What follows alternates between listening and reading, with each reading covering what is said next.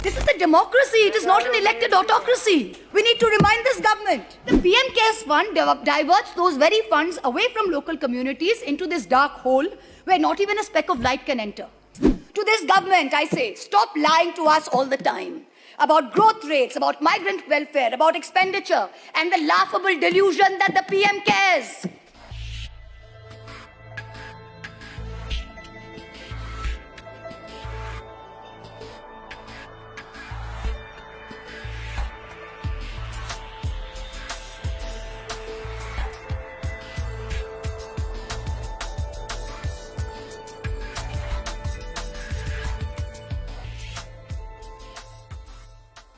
The government issued a circular on March 28, 2020, notifying that all contributions to the PM CARES fund qualified as eligible CSR contributions under Item 8, Schedule 7 of the Companies Act.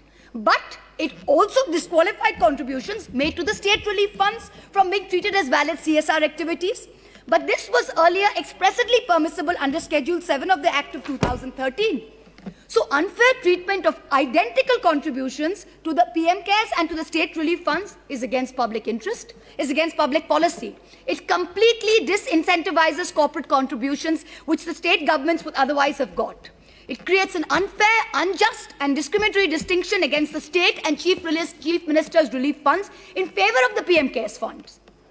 The Honourable Minister, while introducing the bill yesterday, read out a long list of school children and pensioners who had apparently readily and happily given away their meagre savings to the PM CARES fund. But the Honourable Minister was strangely silent on the 38 PSUs that donated more than 2,100 crores to the fund. Almost 70% of the fund's corpus comes from 38 PSU donations. These are public sector undertakings, share capital subscribed to by the Government of India out of public money. Without an audit, the conflict of interest is writ large for anyone to see. I hope you remember that the Prime Minister's office, in response to an application seeking disclosure of the incorporating documents of this trust, had said this is not a public authority, hence it's not open to RTI. But the very legislative intent behind Section 135 of the Companies Act was to encourage companies to use CSR funds for local welfare activities for local communities in areas of operation. But the PM CARES fund diverts those very funds away from local communities into this dark hole where not even a speck of light can enter.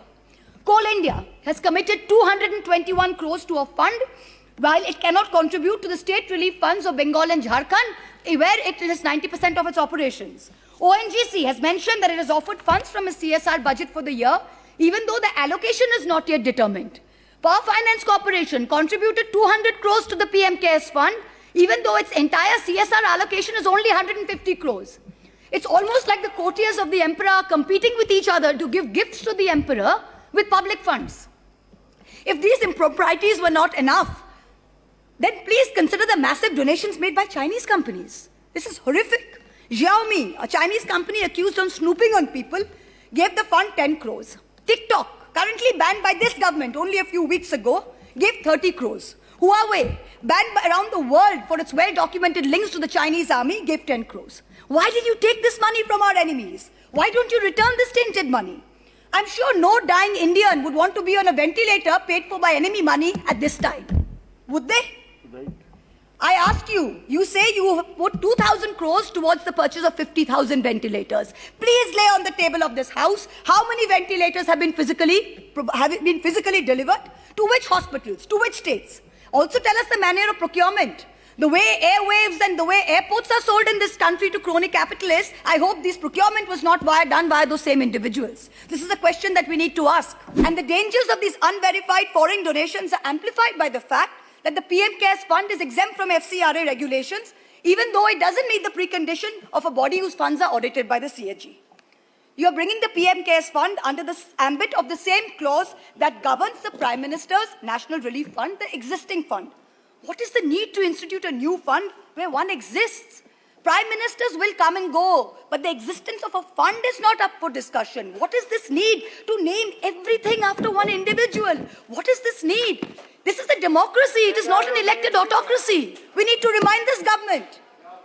First, you are raising funds on the basis of public office. The very name, a Prime Minister's fund, makes people think this is government authority. So by saying it is not open to RTI, you are running away from the spirit of transparency you claim to be wedded to. Second, cabinet ministers are trustees administering the funds. So you are impermissibly expanding the scope of your ministerial office in excess of the mandate determined by the Constitution. The third, you are commandeering resources. Donations are done by default. A circular issued on April 17 by the Department of Revenue under the Ministry of Finance told every officer and staff of the Government of India to contribute 1 day's salary till March 21. This would be deducted. If they wish to not donate, they should put this in writing. Tell me, in this atmosphere of fear and vengeance currently prevalent in this country, which bureaucrat, which public officer will say they do not wish to donate? I have only a few minutes left, and so bear with my bluntness. To this government, I say, stop lying to us all the time about growth rates, about migrant welfare, about expenditure, and the laughable delusion that the PM cares. Stop marketing 20,000 crore packages as relief measures when in truth it comprises money already spent and money to be given as loans, an imaginary money that will never reach the people it is supposed to. Stop cheating the state governments of their dues made through a constitutional promise. Stop wasting funds on vanity projects when the state governments who actually make a difference are deprived time and again. And so, I end by saying that today's India reminds me of Hans Christian Andersen's story, The Emperor's New Clothes, where the emperor was cloaked in nothing, but his sycophantic courtiers could not tell him so. The Bengali poet Nirendranath Chakraborty in his poem Ulango Raja said only one small innocent little boy in the entire kingdom had the courage to stand up and ask the naked emperor, Raja, tor kapod koi? Today I ask the same question, Emperor, where are your clothes?